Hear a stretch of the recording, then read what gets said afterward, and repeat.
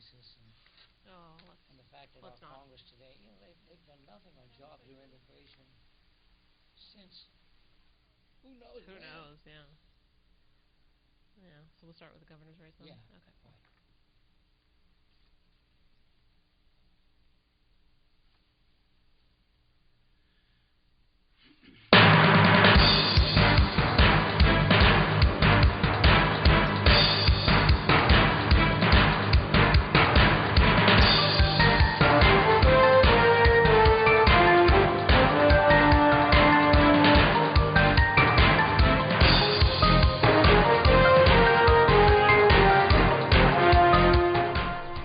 Welcome to Plain Speaking, the voice of the Democrats and the Democratic Party. And we're very happy to have two distinguished guests with us. To my immediate right is the chairman of the Blair County Democratic Committee, Gillian Kratzer. And to her immediate opposed to right, which is called left. But anyway, George Thompson, our resident researcher and erudite presenter of information, as well as being the former treasurer of the party. And we welcome to our two commentators today. We have several issues that are of great importance to the voting public, and we want to stress again, voting public, because if you don't get out and vote, that is the only way we can get rid of these so-called people who don't represent us effectively. And if you don't vote, you can't have a voice. And if you can't have a voice, you're going to be taken advantage of. So if you care about fair treatment of everyone, families, youth, the aged, voting rights, if you want a minimum wage, if you want to maintain Social Security and Medicaid and Medicare, you've got to vote Democratic, because these other people on the other side of the aisle are committed to diminishing, if not eliminating, each of these issues we talked about. So throughout the next several weeks to month or two, we're going to be talking about our obligation as citizens to be registered first and then to vote. And the only way to maintain what we have today is to vote Democratic, because if you read the papers at all or listen to the news at all, there is a constant attempt by the other party to diminish, to take away.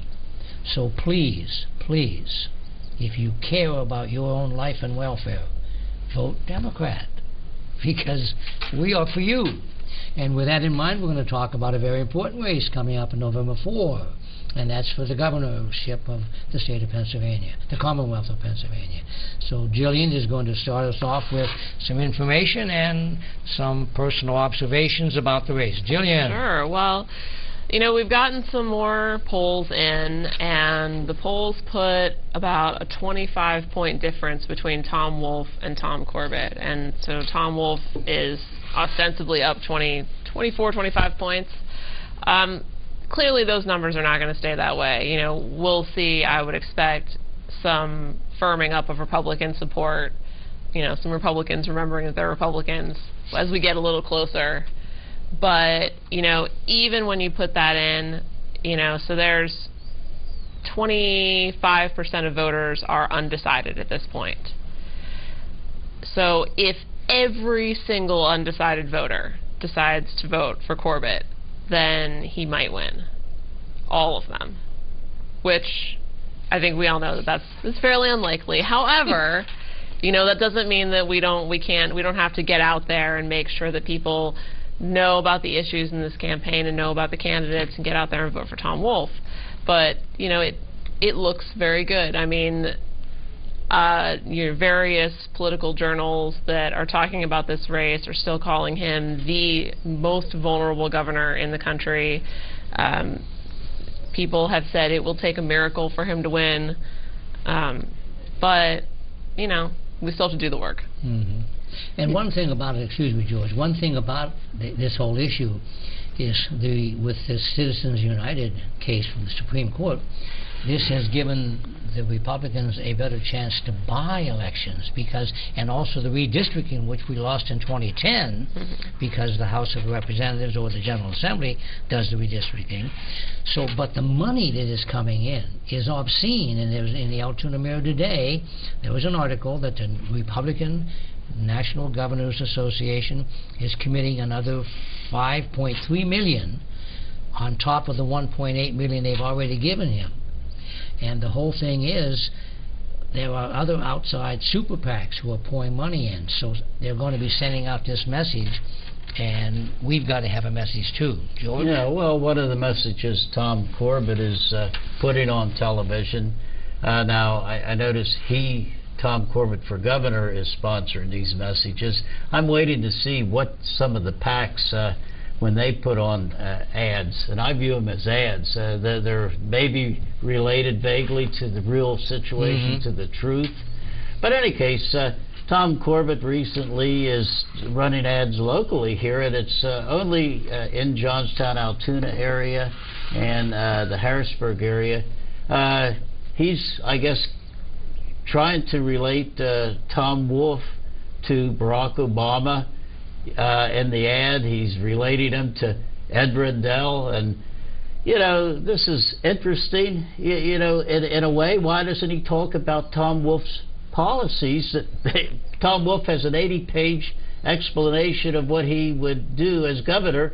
It's not even referenced by Tom Corbett. He's trying to smear Tom Wolfe by acting like he supported Obama and Rendell, and this makes him a bad person.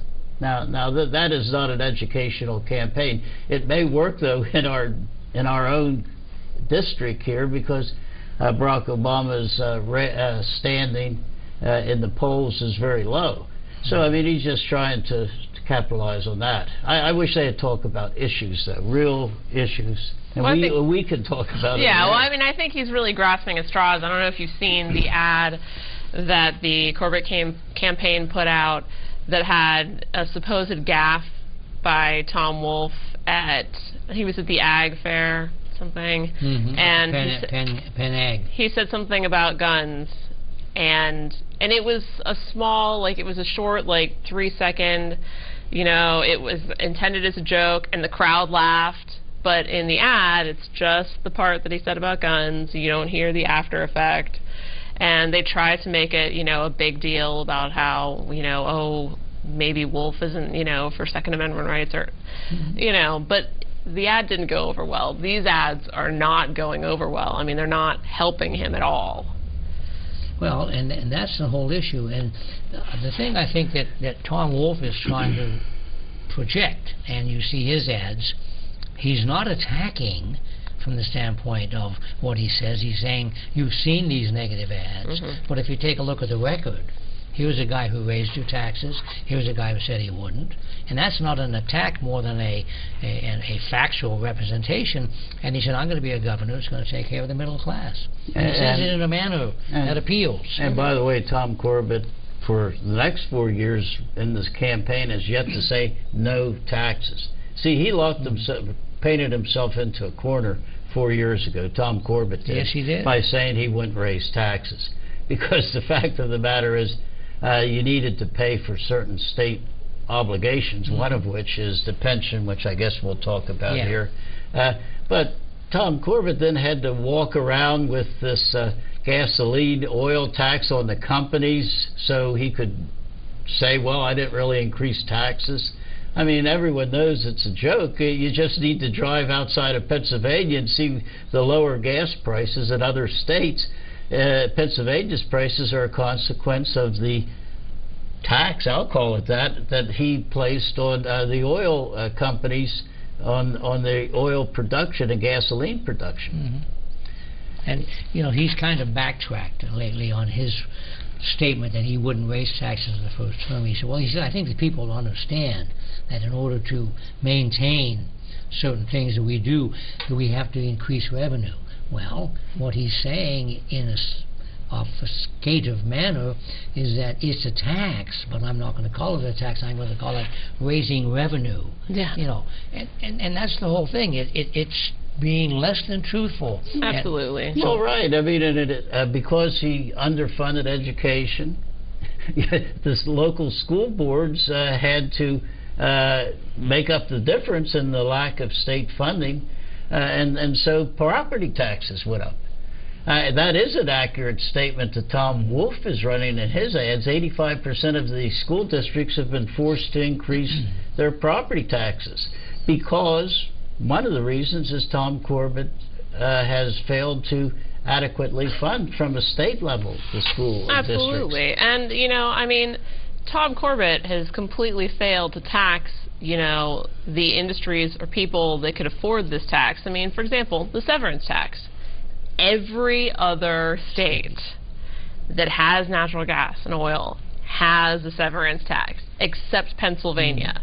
You know, this would bring in hundreds of millions of dollars to our Commonwealth, but he won't do it. Instead, you know, he gets to say, well, I didn't actually raise taxes.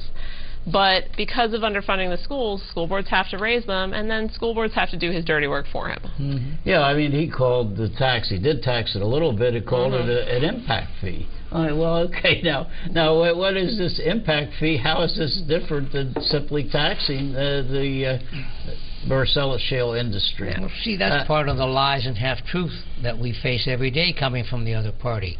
Instead of telling the truth, that we've got to raise taxes if you want to maintain a reasonable level of governmental services, like roads and bridges. I mean, for the thousands of bridges that are in danger and all that, and what are we doing? Even nationally, we're just letting them crumble under this guise we're not going to tax you. Well, as I've said before, we'll end up everybody owning a jackass and a sled because the cars can't survive anymore. You know, and part of the argument of not taxing Marcellus shale is that somehow the industry won't thrive here or come here. I mean, if you look at the independent fiscal office in Pennsylvania, this is under Governor Corbett's control, really, the agency. They compare Pennsylvania to other states that have Marcellus shale, and we could increase tax on the Marcellus shale certainly by 5%, which is what Tom Wolf is suggesting, and we would still be lower than most states. People need to understand this, that the Marcellus shale industry is here to stay. We are having better results in gas extraction in Pennsylvania than was expected even by the industry. So here we are having a bonanza underneath our feet, and we don't adequately tax the companies that are extracting this commonwealth. We maybe will talk about Elena Herzog, the candidate against Bill Schuster, later on, but that is one of her primary observation, that much of this asset that is being now harvested, you might say, by the Marcellus shale industry and sold is our property. It's the Commonwealth's gas. And I don't understand why Governor Corbett wouldn't tax the industry. And the argument is that the industry is going to leave the state, but it's not as though they can pick up the natural gas and carry it somewhere else to extract it. You know, it's here. It's under our ground. It has to come out of here. They're not going to, like, pipe in from another state. You know, they have to stay here to do it. Well, exactly. In other states, what this report says, the Independent Fiscal Office here in Pennsylvania, they've done the analysis of other states, and they say the other states, even if we would charge 5%, are still higher. So where is the gas industry going to go? Not only is the gas here, but the taxes, if they go somewhere else, are going to be higher than the 5% Tom Wolf is proposing. I don't get Governor Corbett, except he's been funded heavily by the Marcellus shale industry. Very heavily. So, as we know in many things. When you're funded like that, you're beholden to them. And regardless of what they say and do. And George had pointed out earlier, Corbett has not come out and said, here is what I've done for the citizens of Pennsylvania in the last 4 years. I haven't seen a listing of his accomplishments, Yeah, achievements. we're supposed to be voting on what he's going to do in the next 4 years, and it's like silence. Well, what really. he's going to do in the next 4 years is do what he tried to do before. He's going to try to get rid of he's going to transfer the management of the lottery to somebody else again. The first time around, he tried to send it over to England, and he's going to try to privatize the liquor stores again. And these are all initiatives that are going to hurt Pennsylvania. And yet, people have to know that if you want the status quo, which is going deeper and deeper in debt, vote for Corbett. But if you want to change, fresh start, Tom Wolf. Yeah. Well, you mentioned before the show that a national agency that rates the creditworthiness of the different states has Pennsylvania in a very low ranking because of all the obligations that we have, and this is mainly pension obligations, health care obligations that people don't talk about. These are health care promises that have been made to workers for the Commonwealth and to the teachers. Not so much the teachers, mainly the employees of the Commonwealth.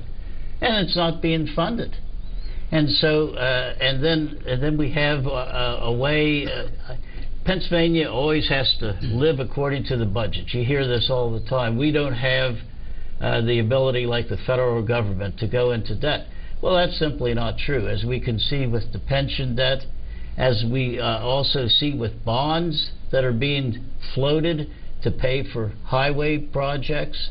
I mean, this is the traditional way the government balances its budget from year to year, but yet borrows money. I mean, they issue bonds. And this is why Pennsylvania is rated down at sort of the bottom on creditworthiness. Yeah, and you know, just as a quick note before we take one of our first of two breaks in the show, when the other side accuses the Democrats of being tax and spend and irresponsible in how we deal with taxpayers' money, I'd like to remind them that the governor and the legislature that was responsible for this horrendous pension problem occurred under Tom Ridge's administration. When Tom Ridge took over as governor, the combined contribution into the public employees and public teacher funds between the state and the local entities was 25% of all salaries paid. By the time he left, not only did the contribution rate of those two contributors reduce itself from 25% combination down to 1%. So a 24% reduction in their contributions, coupled with an increase in the multiplier of 25% for public employees and 50% for state legislators, took effect. So a double whammy, and then the triple whammy came when the markets began to diminish. And I say that it was poor oversight and failure to recognize the signs that things were not happening correctly. So when the Republicans blame the mess on us as tax and spenders, I refer back to their Republican reign under Ridge, in which this all started. Oh, right. I mean, at the federal level, too. It's the same way. Somehow the Republicans have managed to paint the Democrats as irresponsible. The truth of the matter, the last balanced budget in the federal level was under Bill Clinton. Yeah. What happens with the Republicans, they keep lowering taxes without reducing expenditures. In fact, in the area of national defense, they increase expenditures. And so it's a predictable thing. Our debt goes up. Okay. But you know, with this pension, Frank, I went to look. The last program we talked a little bit about where we're going with trying to get the massive, I don't know, it's about $40 billion underfunding of the pension system under control. And really, in 2010, the legislature, and I might remind you, it's the legislature that has to resolve these things. The governor can recommend things, but in the end, it's the Senate and the House that has to vote on a measure. They did vote on a measure, in the state pension and PSER's state teacher's pension, and you're taking a hit as a new state worker, new teacher, and Governor Corbett needs to let this law play out.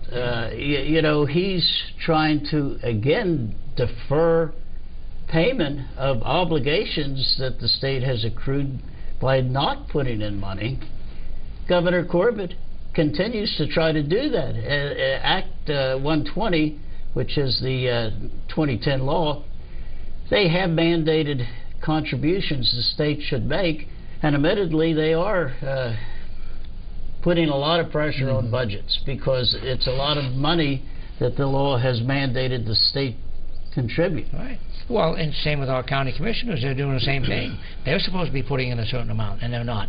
Well, we're going to take our first break, and when we come back, we have a lot of other issues to talk about, but they're all for the benefit of you. Thank you.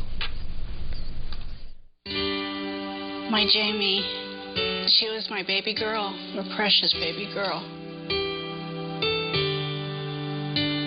When Jamie was a teenager, she would spend her lunch hours going to the tanning salons.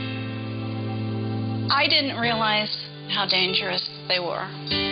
If you tan when you're young, your risk for melanoma are increased by 75%. That's huge. What I would say to mothers that allow their daughters to tan, no mother should have to visit their daughter in a cemetery. 1 person an hour dies from melanoma. Jamie's hour was at 1 o'clock in the afternoon on Friday, March 16th, 2007. I hope no one else has to mark their hour. This message is brought to you by the American Academy of Dermatology. Savings Man here with a story for you about 2 young spenders named Tommy and Sue. Their parents let them buy whatever they chose, like video games and designer clothes. As they grew older, they spent all their pay on fancy cars, houses, 2 lattes a day. They lived in the moment, never saving a dime. When they tried to retire, they'd run out of time. Working forever is Tom and Sue's fate, so choose to save now before it's too late. Visit our website to find out more, because a happy ending's worth saving for. Okay, we talked a little bit about the gubernatorial race, and I think we made it very clear that if you want to make government work better and you want a governor who's going to work for us, vote for Tom Wolf, because there's a guy who cares about you.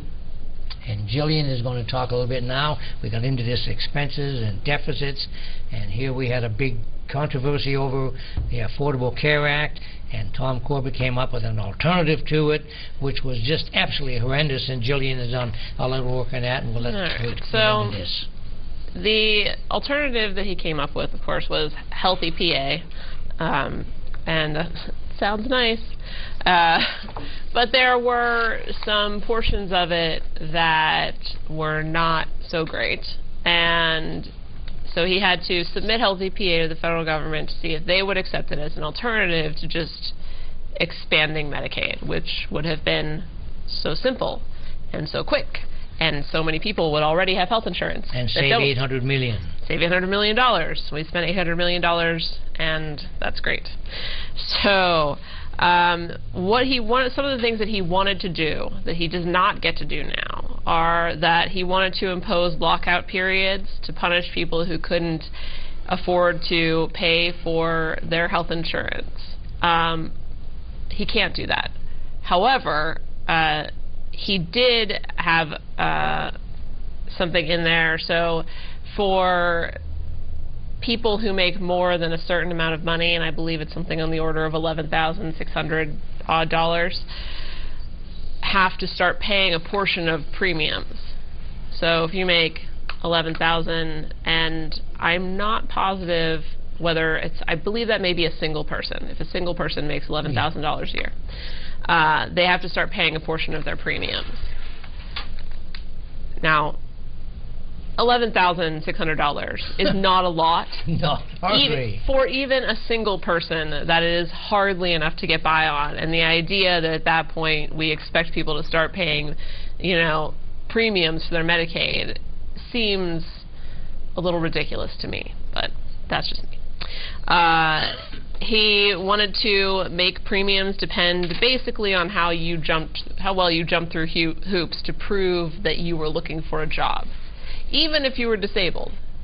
And now that has been taken out.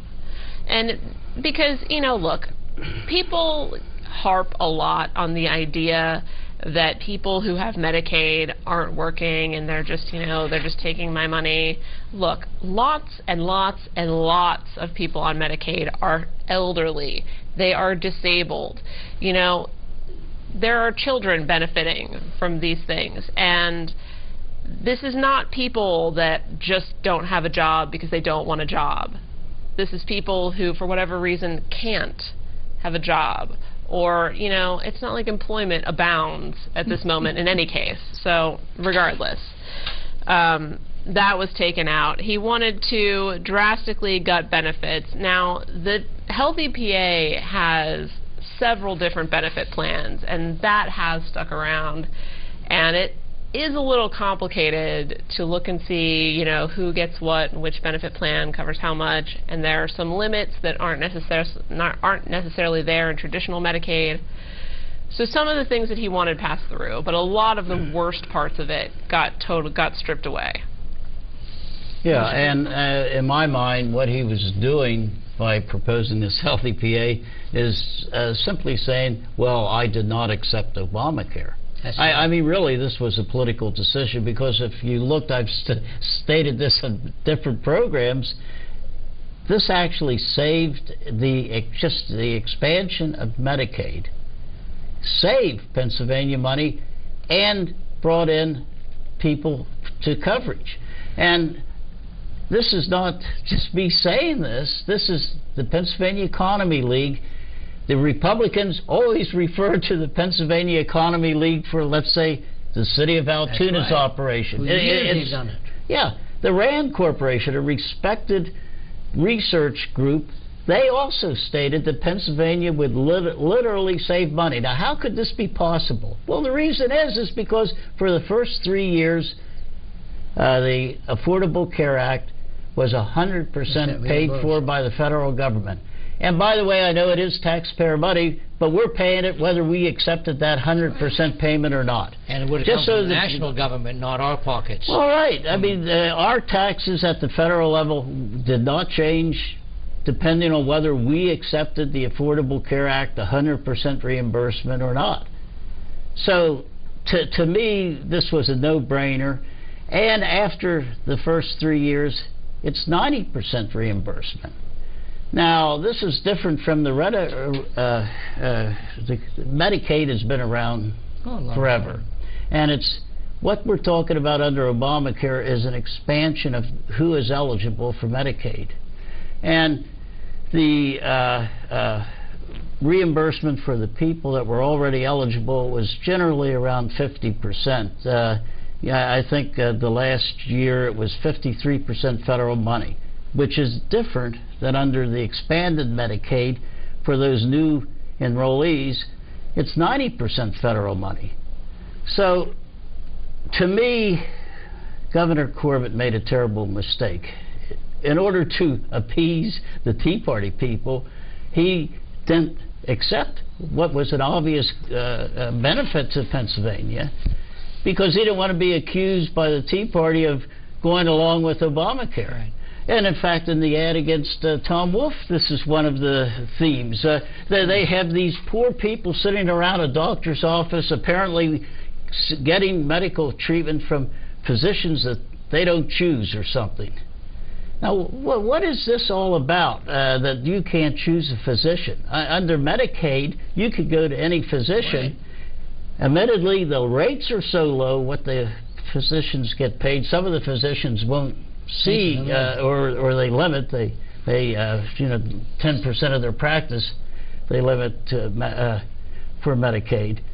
But you can see any doctor. I mean, this is one of the lies that have been put out about Obamacare, that you can't see your physician. Well, and more heinous in Pennsylvania, it's a blatant attempt by the governor and the people who support him of denying coverage for health reasons to the poor people, to the disadvantaged people, to the people who can't do it for themselves. And so even though they're hiding behind the fact that, you know, you can't do this, you can't do that, they're lying. But the bottom line is they hate the Affordable Care Act, but they don't have any compassion for the people they're denying. Because if they really cared, they would have said, look, we don't like this law, but it's going to help all these people and all these uninsured. It's nothing more than a blatant, brutal disregard. And we've got to tell people that. The people in nursing homes, the people in assisted care homes, all of that. If you want to be continually denied things, vote Republican. Simple fact. Yeah, I mean, it's the lies that I dislike. You know, one of the things locally is Dr. Gates's program, and I've read the law that underpins what Dr. Gates is trying to do. And honestly, I don't understand it. What we need is someone to sit down, some of the powers to be that apparently know more than the rest of us, and explain why they're opposed to Obamacare. I mean, a real discussion, not just you can't see the doctor of your choosing.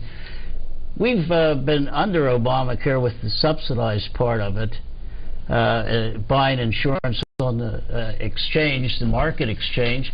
And I'll tell you what, I haven't heard anyone talk about it, and I've assumed that it must be working, because certainly all the Republicans out there who loudly condemn Obamacare would be citing personal examples. I mean, we're a year into this, basically. And what I'm reading nationally, not specifically Pennsylvania, is actual rates have gone down for most people. You have some people that apparently had policies that didn't cover anything, and they loudly proclaim, well, I can't get an health insurance policy, you know, at a cost that I had, a low cost that I had. But they forget to mention that their health insurance policy didn't cover much. Right. You know, at least Obamacare, the Affordable Care Act, set standards for different and it's more inclusive as far as benefits are concerned, so that the things that they weren't getting before. And that's the whole issue. But it goes back to what you're saying, George. It's the opposition to the fact that it was promulgated by our president. And this abject hatred and vilification of the president is just mind-boggling. And I think it's un-American, personally. Anything else on the health care that we want to let the people know, other than finally we're going to get the governmental help that'll save several hundreds of millions of dollars to be used for other things. Right, and I guess because of bureaucratic setup, it won't be available until January 1st, 2015. We've lost a year basically of 100% federal funding because of what Governor Which is at least $700 million, and I quoted up to $900 million before. But that's money that comes out of our pockets when all the other states who've accepted the ACA, they're getting that windfall because the government's pouring that money in. Well, right, and we did provide medical care here in Pennsylvania for many of these people anyway. The difference is we were paying for it out of Pennsylvania money. And I'm referring to the prison population. When we put someone in prison, we also agree to take care of them medically. That's 100% Pennsylvania money. You know, under the Obamacare, prisoners would be covered by the federal government at 100%. So we literally would save money there. We have so much discussion about drug use locally, in the state, and actually in the country. Most of the drug use is underlined by emotional, mental health issues. Right. Guess what covers that? Under the ACA. The Affordable Care Act covers mental health treatment. And it's at right now at 100% federal reimbursement. Our prison population would also be decreased because so many of the people in the prisons that we then provide health care to once they get there, so many of the people are there because of drug use. And minor drug use, by the way, too. Very. Yeah. You know, felony, that 80% of all these arrests are for possession of marijuana, which in and of itself is not a destructive, so these people do dumb things, and they're minor things, and yet 80% of all these people arrested have, it's like, well, a crime's a crime, but let's face it, smoking marijuana isn't analogous to a rape or an armed robbery or something. And it's now completely legal in 2 states. Yes. Who are making lots and lots of money. Well, we might have a little argument about that, but we just had a conference here during the last week in which a very strong advocate of not legalizing marijuana had some very compelling statistics. I have the report. I'll show you it. I didn't bring it with me today, but that would be another topic all by itself. But both Colorado and Washington, Colorado particularly, are dragging in considerably less money than they thought they would. But nonetheless, getting back to the whole fact, the care that's provided by the ACA is head and shoulders above what we had before under the old law.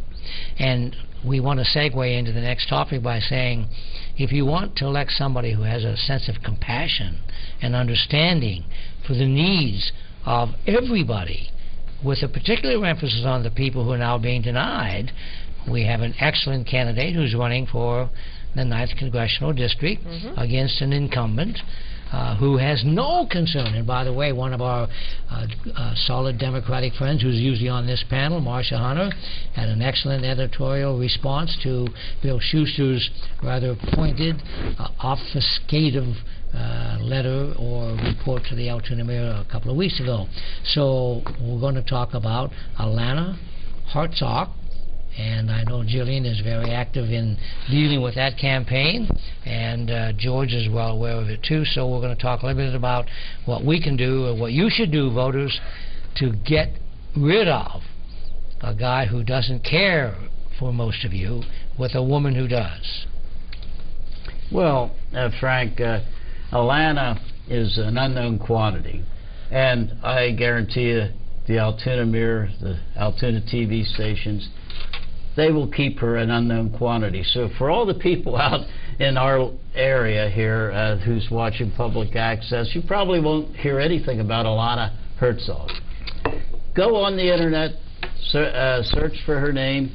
She has numerous platform issues out there and how she would address the national problems. We know pretty well how Bill Schuster would address these problems. He's voted 96% of the time to support the Republican position. Now, I'm not sure. Apparently, everyone in our area here seems to like the Republican position. I'm not sure they could articulate what specifically that means. They keep re-electing Bill Schuster, but what does he actually stand for? I asked the people out in the audience specifically, what does Bill Schuster stand for? And what has he done for you? And for our district, our congressional district that Bill Schuster represents is a lower income district. A number of the programs that I guess people want eliminated actually benefit them. And that, to me, this is just so frustrating. I do pay attention to many of the detailed issues, and yet people just generally vote on, like, the Second Amendment or something like that. Like somehow that impacts their life, whether there's gun restrictions or not. I mean, to me, first of all, the Republicans have made that an issue. Democratic candidates don't come out and say they're in favor of taking your weapon away. They never have said that. It's like a made-up issue. Even seeking a job, I've never seen a letter, a form for employment where you have to fill out. There's not a question on this as, what do you think of the Second Amendment? Do you own a gun?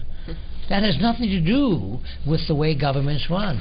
It's nothing more than picking certain commentary and taking it out of context, like they did with Tom Wolfe up at the Penn Ag thing, and in the context of a sentence or two, they extract things that are misrepresentative, lies and half-truths, and that's what the people hear. And that brings the question to mind is, well, who's going to tell him the truth then?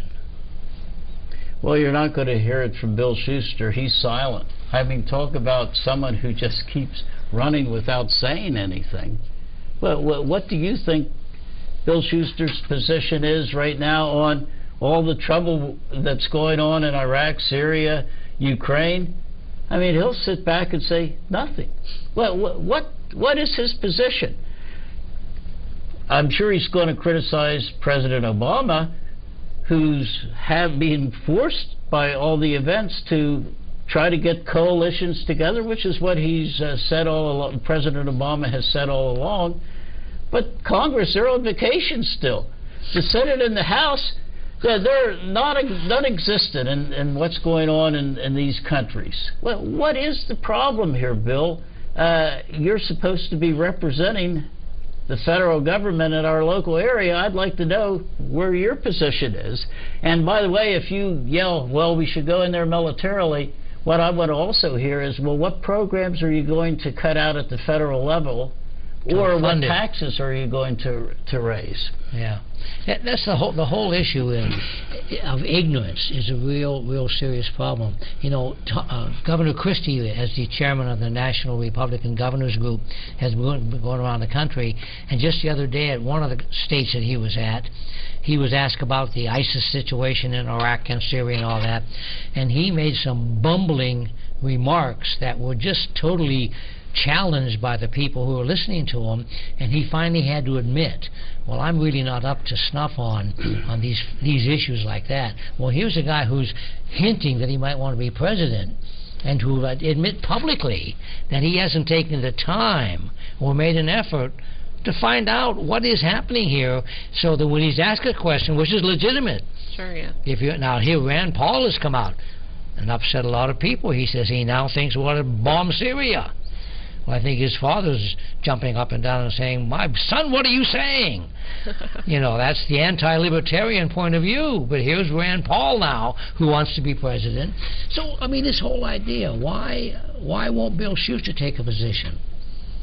Oh, I have no idea, but he wins whether he says anything or not. So redistricting is what did it. Well, yeah. In Pennsylvania and all the states around the country. Well, I think what people don't realize necessarily is that when we redistricted last, Mark Kratzer had many Democrats removed from his district. Right. And some of them ended up in this district. Absolutely. So there are actually more. We do, and not more Democrats than Republicans, but many more Democrats than there used to be in this district. We've made an inroad there. Mm-hmm. Okay, we're going to take our second break and then come back, and we're going to talk a little bit about some local issues, including the Water Authority and the Home Rule Commission, or whatever you want to call it, the government Study Commission. Okay, let's take our second break. We don't care if your graphics aren't flashy, or if your audio doesn't sound perfect, or if you're not the world's greatest camera person. We just want to see what you want us to see, and to know what you would like us to know.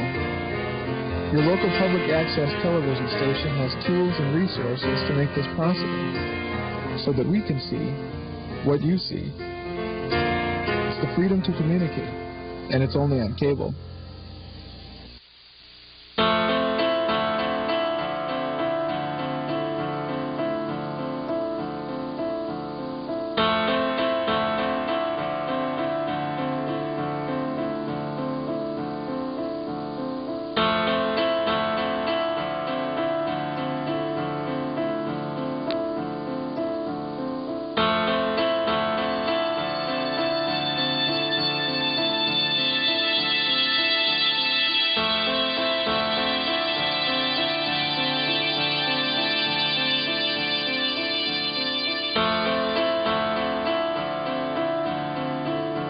Behind the wheel, there is no such thing as a small distraction. A public service reminder from the American Academy of Orthopedic Surgeons, who would rather help keep your bones strong than put them back together.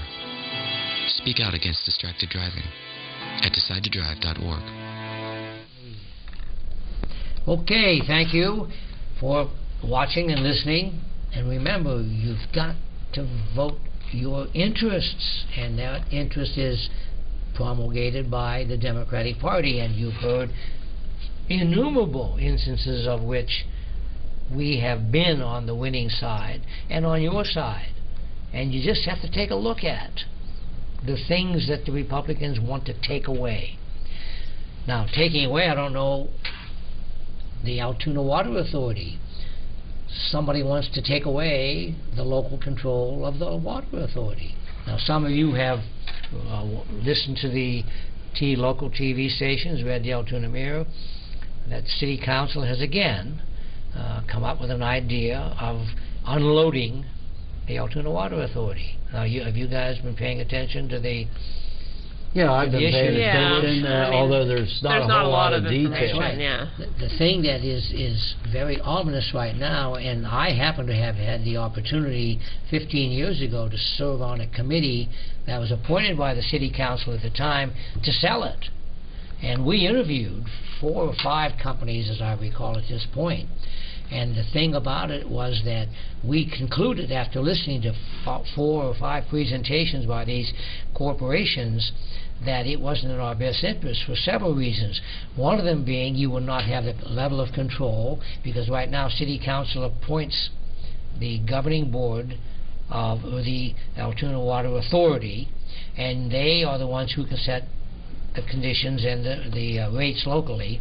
And the second thing that we were afraid of, and I raised that question with these people all the time, was if you had a catastrophic problem in one of your other owned or leased water authorities anywhere in the world, would you spread the cost of that catastrophe to everybody else using the system? And the answer was yes. So here we have the Altoona Water Authority trying to preserve some local control, and they went to City Council and made a presentation. I don't know, were you at that one, George, or did you? I saw it on public access. Yeah. Unfortunately, I'll just add this as a sidelight. Many people that go to to the City Council meeting and speak into the microphone can't be heard. In fact, the last City Council meeting, there was a whole presentation by a social club that I didn't hear watching the television. I didn't hear anything that was said because they weren't speaking in the microphone. Now, Tom Martin, he's aware of the necessity when you're speaking in front of City Council to speak. Don't keep looking at the City Council people, but to speak into the microphone. And yes, I did hear his presentation, and I thought it was well done. I mean, he's highlighting different problems when. Did you hear the ridicule that was laid on him by council people? And I guess Councilman Booterball, he retracted. He said he didn't intend to diminish what Tom Martin said. Basically, I guess the lawyers have advised City Council not to comment on anything that is said about the Water Authority because it'll contaminate their ability to be an impartial judge when the presentations of companies, I assume you're going to have several companies make presentations of what they would pay for a 50-year lease, and I guess that includes the Water Authority itself. They're going to, that's what Tom Martin was saying. He wanted to avoid the whole bid process and say, hey, City Council, the Water Authority is willing to work with you to get what you think is an acceptable solution. You don't need to lock yourself into a 50-year lease.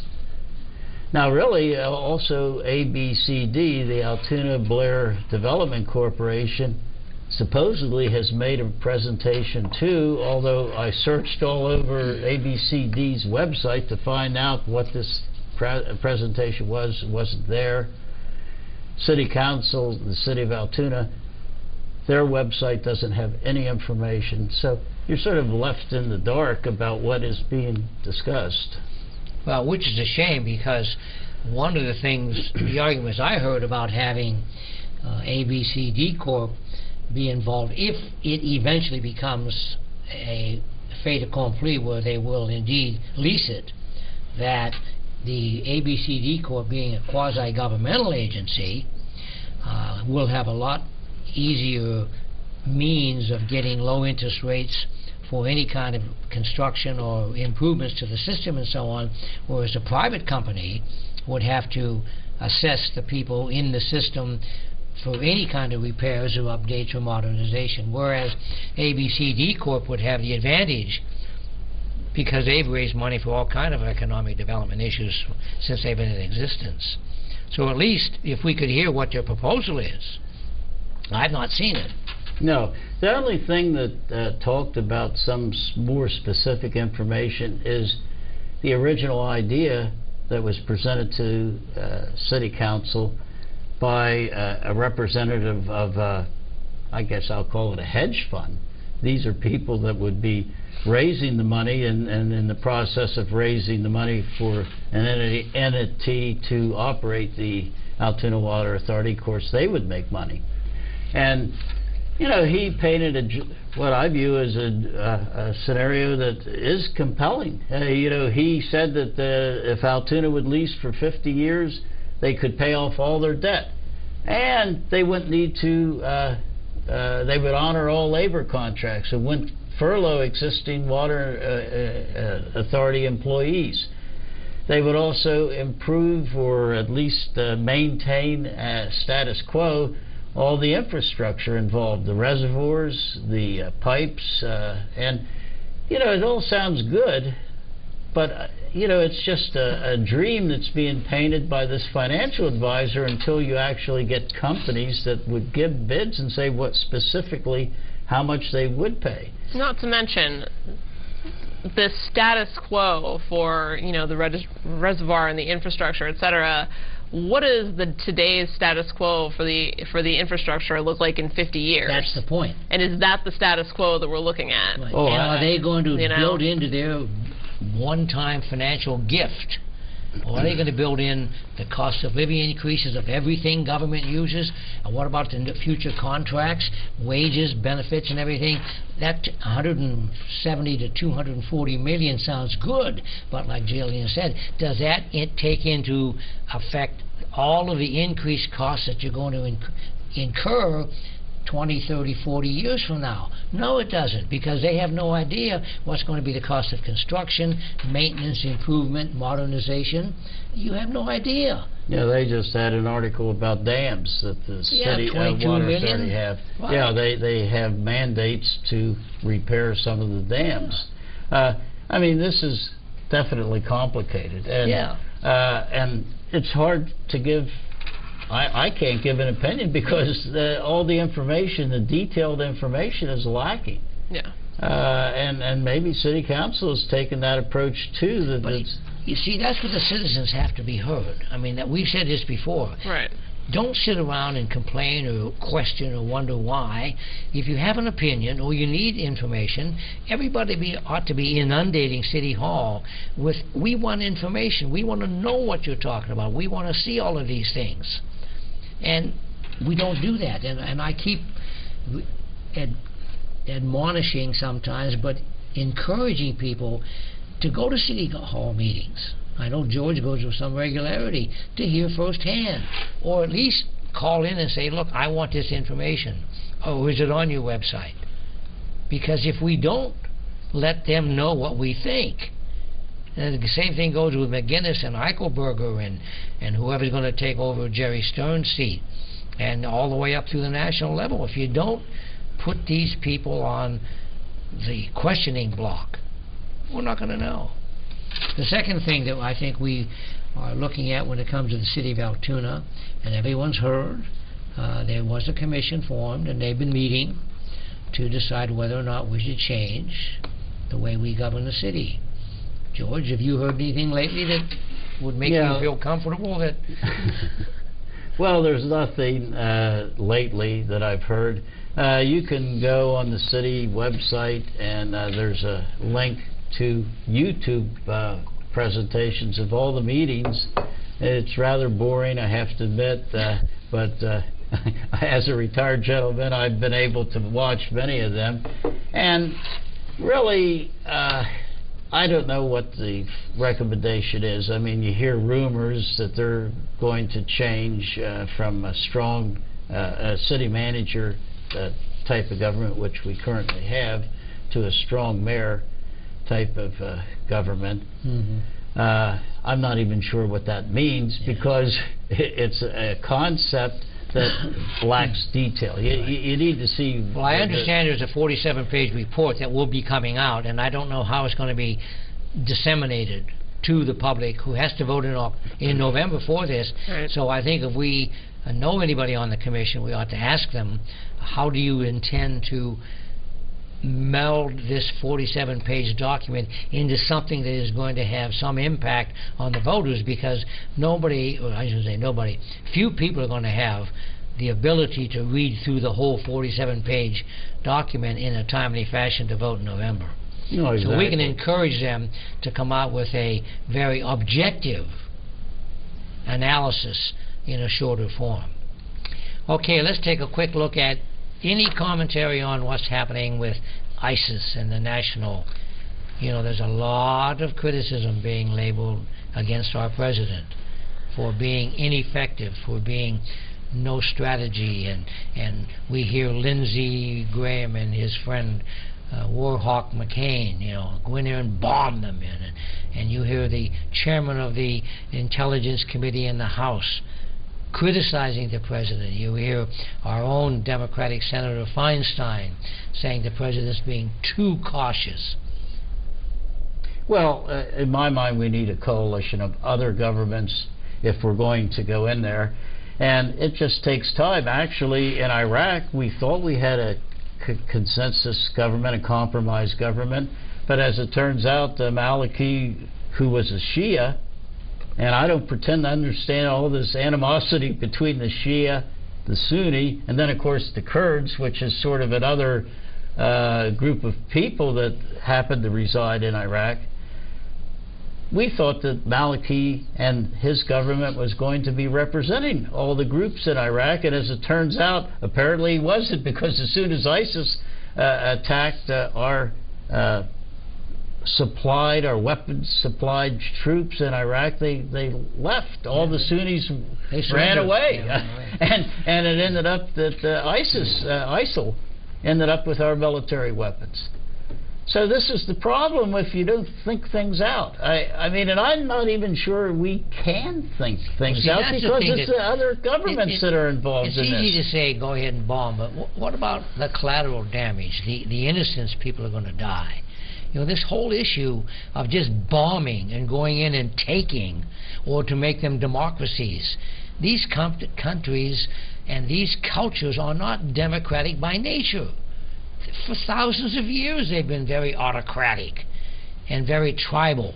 Well, I notice Saudi Arabia now is a little bit worried about ISIS. They've arrested 50 or 88 of their own citizens and have put out the call to the United States that maybe we should suppress this ISIS group of people, which I find ironic, because a lot of the philosophy of ISIS is the Wahhabi version of Islam, which has been supported by Saudi Arabia. Yes. And I haven't seen a lot of Saudi troops on the ground in any of these countries. What are we becoming?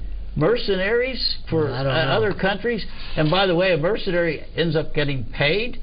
It seems like it's the reverse. We're a mercenary that we actually pay for our intervention. During the early Iraq War, they made billions, and now they're under great... well, they're on trial. I know they are.